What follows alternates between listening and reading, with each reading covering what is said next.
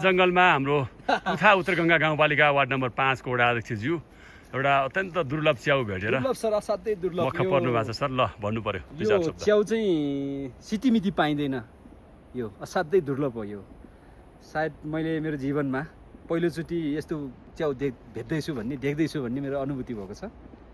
सायद अनौठो नै छ यसो हेर्दाखेरि। फुल तर जस्तो हाम्रो वडा सदस्य भाइको मजाको फुल जस्तो उहाँले भनेअनुसार यो चाहिँ खाने च्याउै हो, एकदम बेस्ट च्याउ हो, दुर्लभ च्याउ हो भन्ने कुरा आएको छ। फुल जस्तो छ कि फुल जस्तो सर, अति नै सुन्दर छ। यसलाई हेर्दै त यस्तो खाउँ लाग्ने सर, खाएपछि कस्तो हुने होला हैन? एकदम मिठो छ। अब यस्तो च्याउ खाने हैन, यस्तो रमणीय ठाउँमा आउने घुम्ने भनेको गर्दाखेरि चाहिँ छुट्टै मजा आउँछ। मजा आउँछ। अब त्यो आँट हामीले गर्यौं।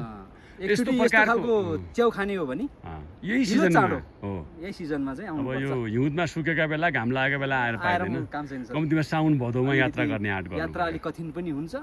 यस्तो कारणले सबै यात्रा चाहिँ कठिन होइन कि सरल हुँदै जान्छ। सरल हुँदै जान्छ। हामीले यत्रो 2 दिन फुल हिँडिसक्यौं, तर एकचोटि पनि हामीले कुनै थकाइको कुनै प्रकारको महसुस गरेका छैनौं। अब यो खाएपछि कस्तो होला हैन? अन्तिममा हामी भन्न चाहन्छौँ अक्टोपसले चाहिँ अक्टोपसको चाहिँ करी खा जस्तो भन्दा नि कम छैन सर। यो यसो सेप हेर्दा नि अक्टोपस जस्तै छ, स्टारफिस जस्तै छ, मजाको छ। यो सी फुड जस्तै छ। तर यो सी फुड होइन, यो वन फुड हो। यो जङ्गल हामी मजाले खानेछौँ, जङ्गल फुड हो यो। जय हो। जय हो सर, धन्यवाद।